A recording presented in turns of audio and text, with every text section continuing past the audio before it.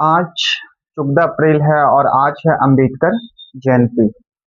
बाबा साहब डॉक्टर भीमराव अंबेडकर जी को इस जयंती पे दिल की गहराइयों से नमन है, श्रद्धापूर्वक नमन है उन्हें,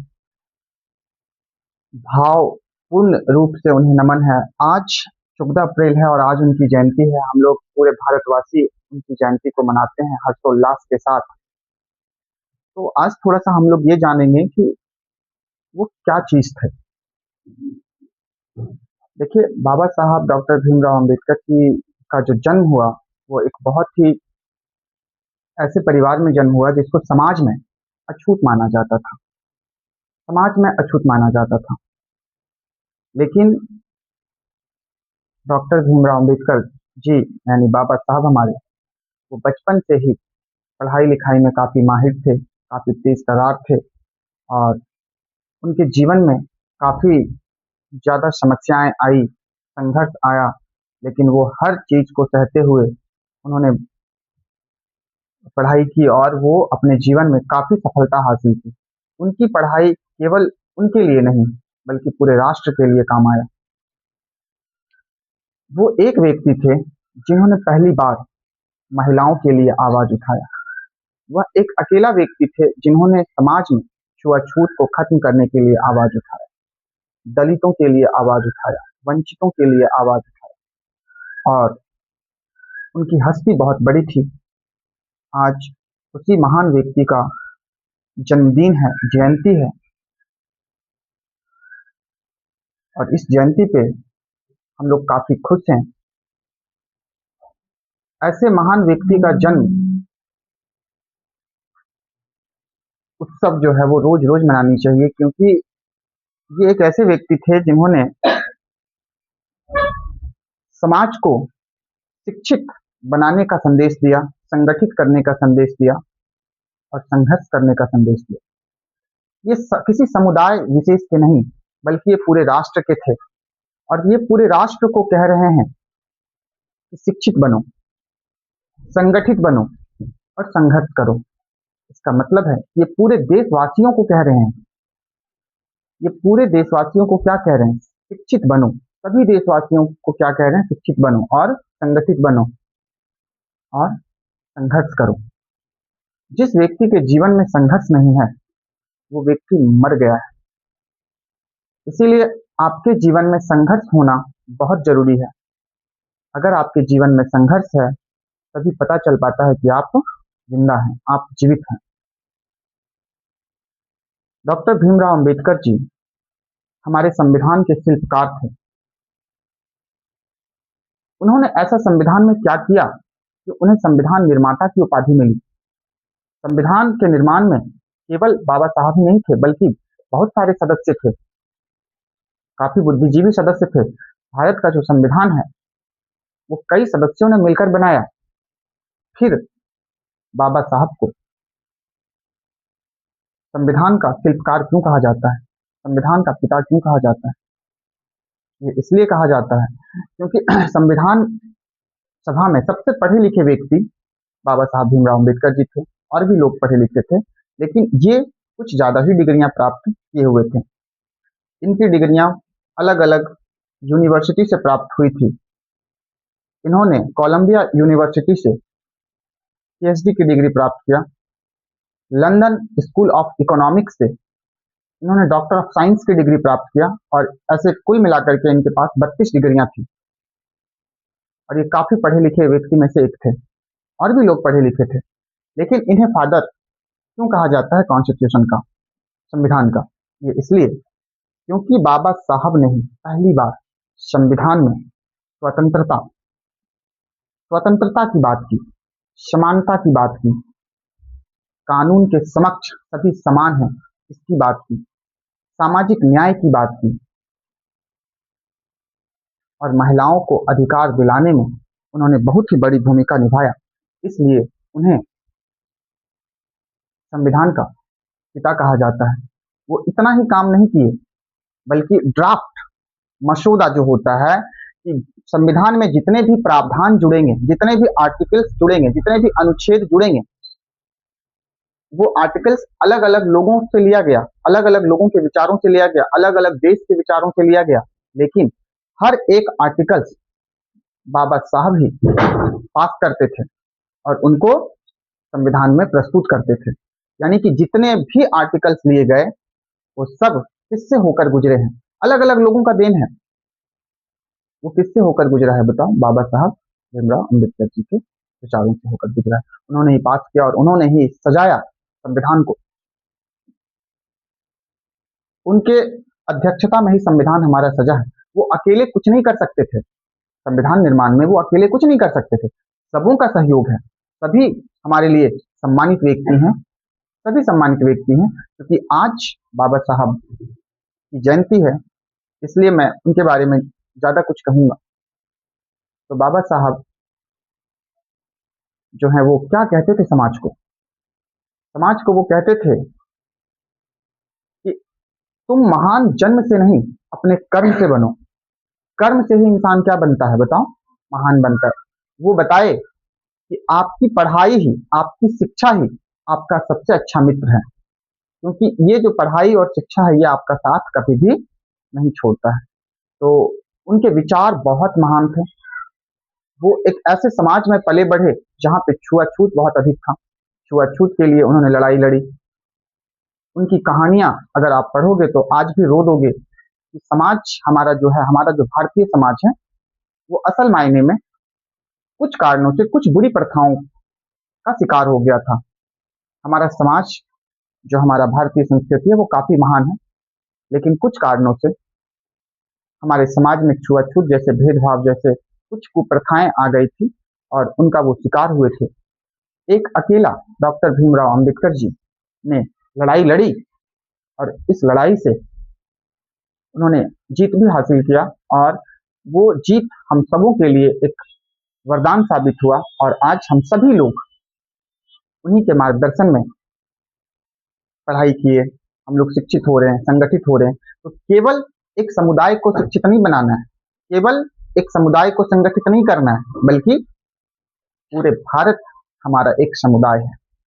पूरे भारत को शिक्षित बनाना चाहिए, पूरे भारत को संगठित करना चाहिए। तो पूरे भारत को अगर आप शिक्षित बनाओगे, संगठित बनाओगे और आप संघर्ष करवाओगे तो भारत में किसी एक जाति के लोग नहीं, किसी एक धर्म के लोग नहीं, किसी एक समुदाय के लोग नहीं हैं, बल्कि अनेक जातियां हैं, अनेक धर्म हैं और अनेक समुदाय हैं और अनेक संप्रदाय हैं। सबों को एक होना होगा, सबों को एक होना होगा, तब जाकर के हम भारत के विकास के बारे में सोच सकते हैं। इसीलिए उनके नक्शे कदम पे यदि हम चलेंगे तो पूरे भारत को शिक्षित बनाना होगा। पूरे भारत के लोग अपने हैं ऐसा हमें समझना होगा। हमसे कोई ऊपर, हमसे कोई नीचे, हम उसे देखना नहीं चाहते हैं, हम उसे देखना चाहते हैं ऐसा नहीं सोचना होगा। आप सभी बच्चे देश के भविष्य हो और आप लोगों को अच्छा ज्ञान मिले, इसलिए मैं आप लोगों के बीच बोल रहा हूँ कि उनका कहना था कि पूरा समाज एक हो और वो कहते थे कि समाज को एक करने के लिए सामाजिक न्याय जरूरी है। इसलिए संविधान में उन्होंने सामाजिक न्याय की बात किया। बहुत बड़ी बात है सामाजिक न्याय। उन्होंने स्वतंत्रता की बात किया, उन्होंने समानता की बात किया, कानून में सब समान हो उन्होंने बात किया। और सबसे बड़ी चीज, सामाजिक न्याय तभी मिलेगा जब समाज में सब बराबर में हो।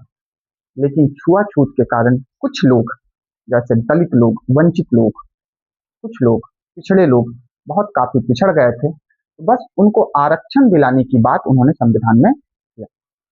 आरक्षण सामाजिक न्याय दिलाने का एक माध्यम था और है भी।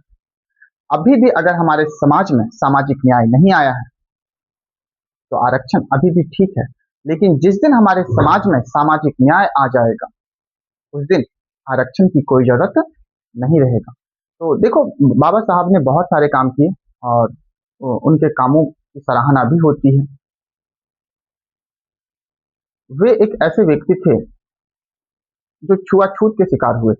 एक अकेला व्यक्ति छुआछूत से लड़ा, सामाजिक भेदभाव से लड़ा और बहुत आगे बढ़ा, बहुत आगे। तो सोच लो, जब हमारे भारत में एक बाबा साहब ने पूरे समाज को बदल दिया, पूरे समाज का रूपरेखा जो था उसको उलट पुलट करके रख दिया। तो अब जो है हम लोगों के साथ बाबा साहब के विचार हैं।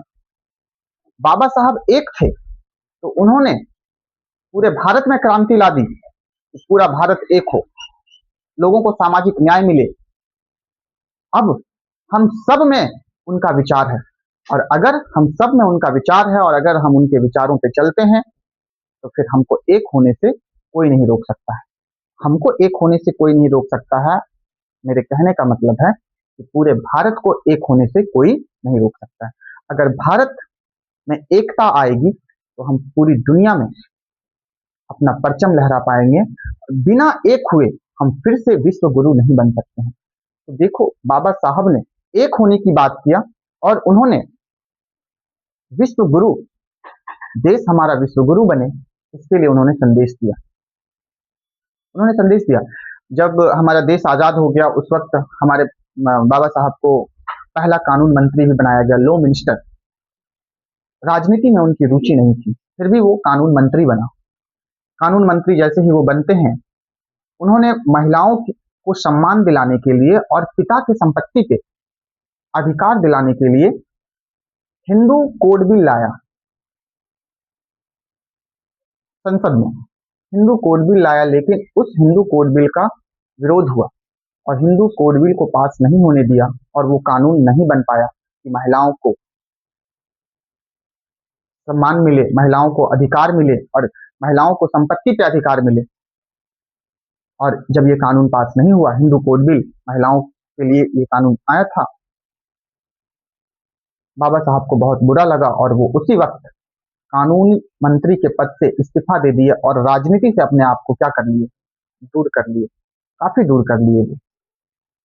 अंत समय में बाबा साहब बौद्ध धर्म को अपना लेते हैं